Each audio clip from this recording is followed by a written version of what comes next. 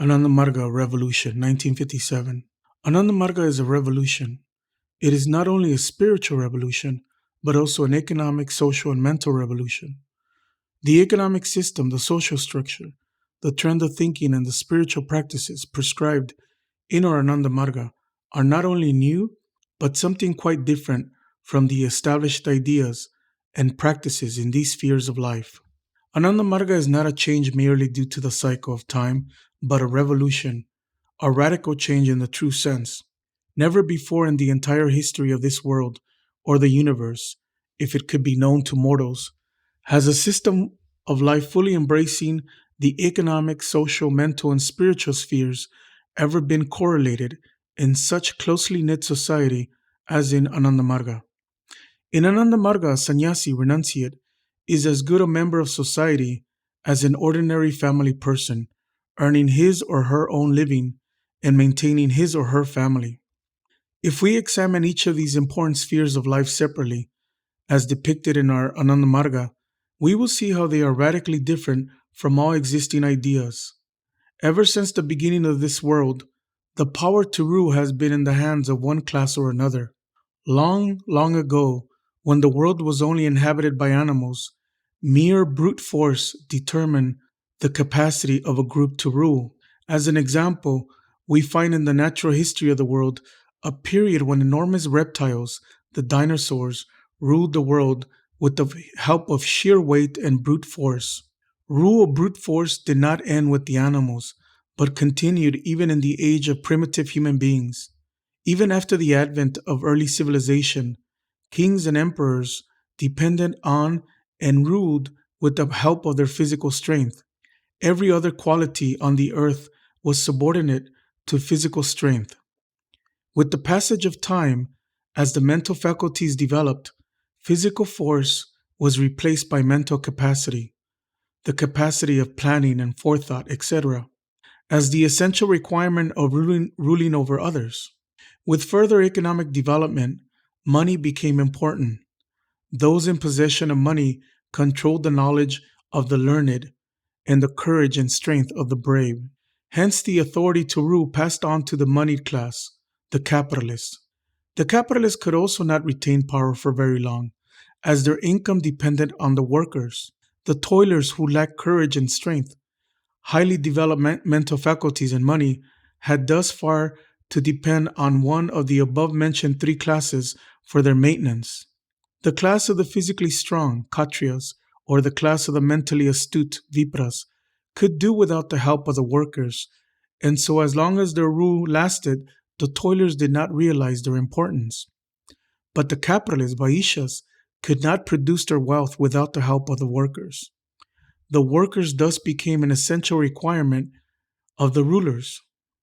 The workers did not fail to realize this, and consequently we find their attempts to rule manifested in the shape of the communist movement of the present age. A close study of this movement will show that it is not backed by individual physical strength or mental development, by reasoning, statesmanship, or capital, but by the unity of workers who have only one quality, the quality to work. This quality can be directed towards violence, for snatching away the capital and other attainments of the other classes. But whatever the workers' drawbacks, the cycle of events shows that power is passing into their hands. Similarly, if an Ananda Marga only developed due to the cycle of events, the power to rule should accordingly be vested in one of the classes. When the workers or communists outlived their utility to rule, according to the ordinary cycle, power should pass to the brave or to the statesman, and Ananda Marga should also have aimed for this. In our Ananda Marga, however, this is not so. Ananda Marga does not follow any of the old patterns of economic life. The power to rule is not bestowed on any one class. In fact, in our Ananda Marga, there are no separate classes. Our Marga has eradicated the age-old system of classifying human beings according to their trade or even capacity. The four classes who have ruled the world at one time or another are not of recent origin, but have been known ever since the beginning of humanity as Brahmins, Kshatriyas, Vaishyas, and Shudras. These trade-wise classifications developed because certain individuals were more suited for a certain type of work. The classes so formed the fight for power and for their own comforts, and thus the system of one class rule came into existence. It would appear that the formation of trade-wide classes was a natural and logical development. If that were so, how then can Ananda Marga establish a classless society? Those who do not know Ananda Marga will come to the natural and obvious conclusion that 1. Ananda Marga should not claim any achievement which is illogical, and hence a classless society, which would be illogical, cannot be achieved by Ananda Marga. And 2, that Ananda Marga is also like many of the other societies of idealists and moralists who aim at a classless society. But Ananda Marga's attempts to establish a classless society is not confined only to those who are preachers of the Marga or those who understand the philosophy of the Marga and appreciate the necessity of a classless society. This attempt is undertaken by every member of Ananda Marga, for every member practices a system of living which leads to a classless society. The revolutionary character of our Marga is evident from the way it tackles one of the oldest vices of human beings, the vice of dividing themselves into classes for their own benefit. These artificial classes get a logical support by the fact that they have sprung up from the grouping together of persons of similar aptitude for better utilization of their capacity. For instance, the learned and the statesmen all combined together and form the class of Brahmins. Similarly, the strong and the brave form what is called the Kshatriyas. The Vaishyas and the Shudras were formed in a similar way. Ananda Marga's approach is not to call these classes bad, but to make all the members of Ananda Marga practice and develop the good qualities of them all. For instance, the developed mind required for a Brahmin is necessary for every member of Ananda Marga. Every person who joins Ananda Marga, whether of the Shudra or Vaishya or any other class, has to strive to develop and strengthen the mind. Everyone has to work for a strong and healthy body. Everyone has to work for a living. This has been given so much importance in our Marga that it has been declared that to work as a sweeper, the most menial of tasks, is far more respectable than to depend upon others for one's daily needs.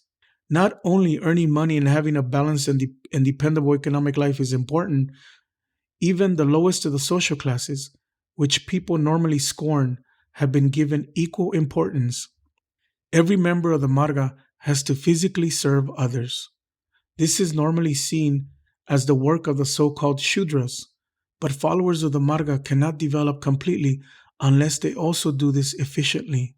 In short, all the characteristics of the four classes have to be mastered by each individual in our Marga. It is not only mastery of these characteristics which is necessary, but their regular practice is an essential duty of every member of Ananda Marga. Every individual thus becomes universally fit, and any person makes as good a Brahmin as a Shudra. Thus, no scope is left for some to leave others behind and form a special group. This classless society is not only aimed at in our Marga, but is evolved by practice. This approach to change a society full of classes and sects was never thought of before. The very class system which appeared as a logical development and evolution can be removed by an even more logical method to form one classless society. Ananda Marga is therefore not merely an organization of idealists or moralists who preach a classless society, but a method, a system, or a dharma which leads to a classless society.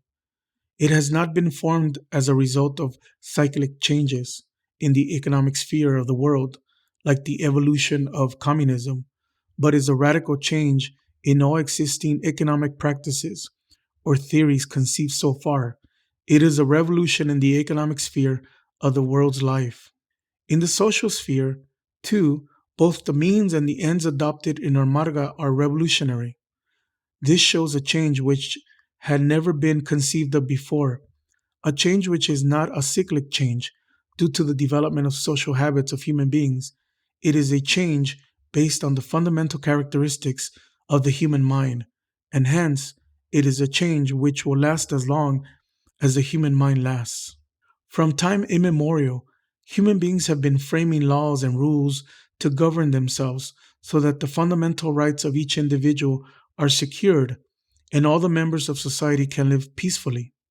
Such laws have been framed from time to time by the ruling classes. On examining these laws, it is evident that the ruling class framed them keeping their own interest as the uppermost consideration in their mind.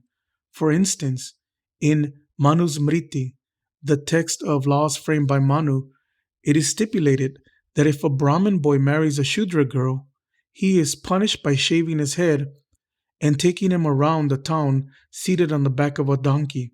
The punishment of a Shudra boy marrying a Brahmin girl is death.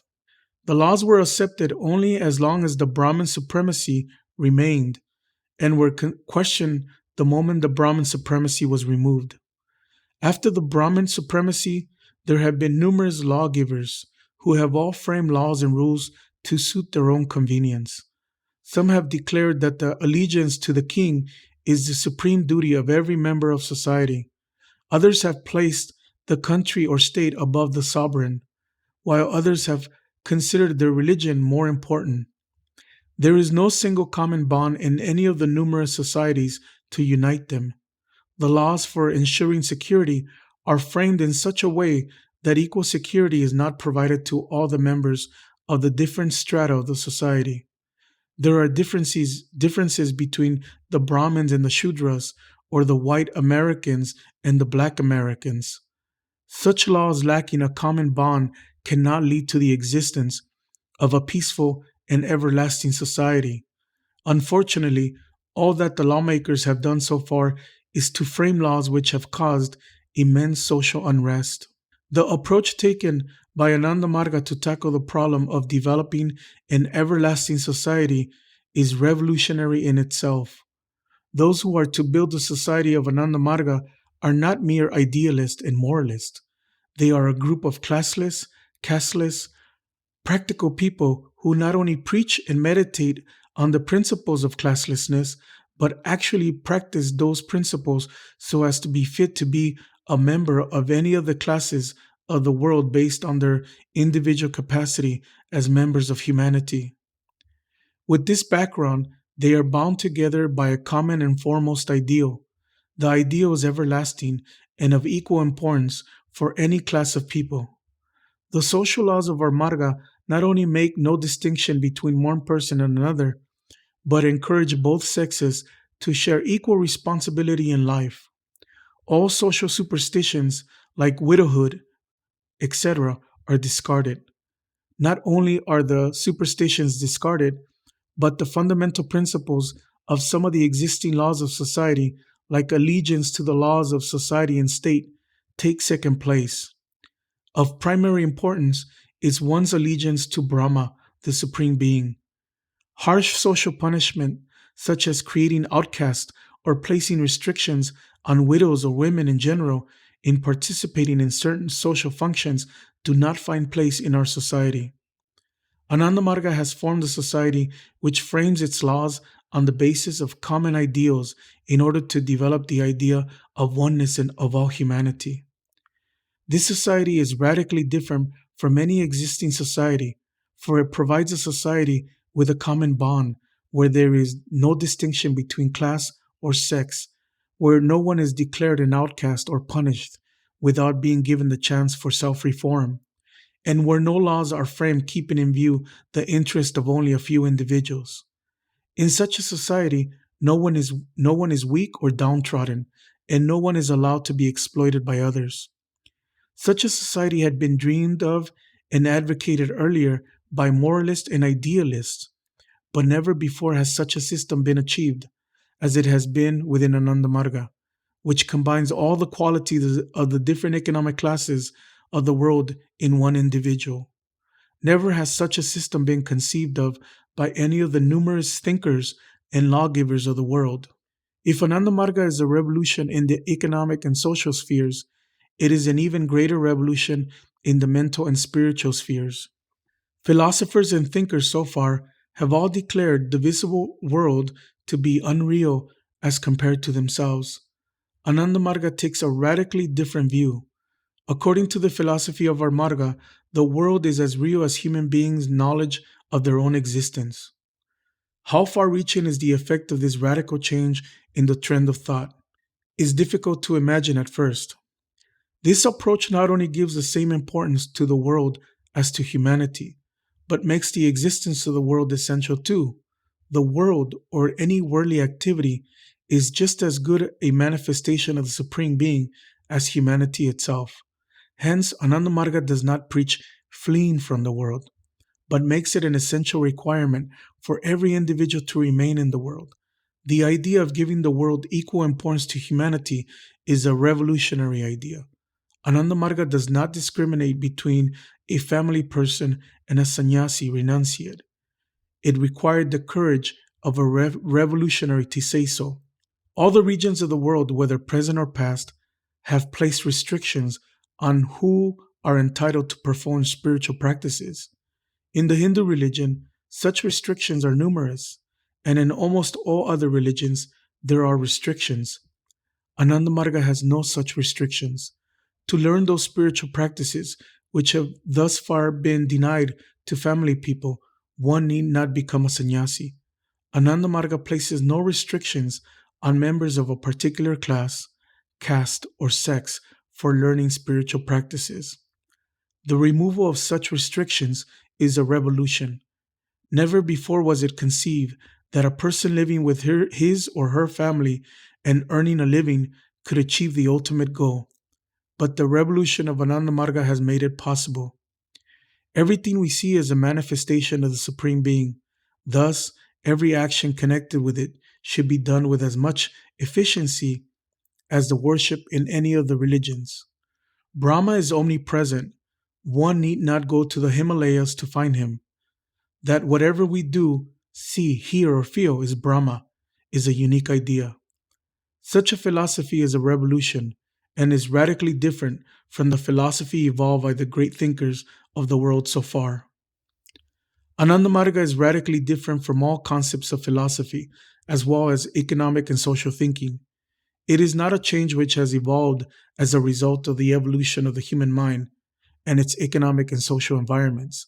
It is a revolutionary concept of life, altogether different from any of these present or past ideas. It is a change which is independent of the cyclic changes due to the passage of time. It does not practice anything which is not new, both in approach and practice. It is a revolution which makes life a reality. It teaches adjustment to life rather than giving up the world by leading a life of useless seclusion. It creates people who are fit for every walk of life, who do not make any distinction among their fellow beings, and who are joined together as one world community. In our Ananda Marga, all humanity, nay, all living beings, Jiva Matratare, have combined together in every walk of life. Thank you.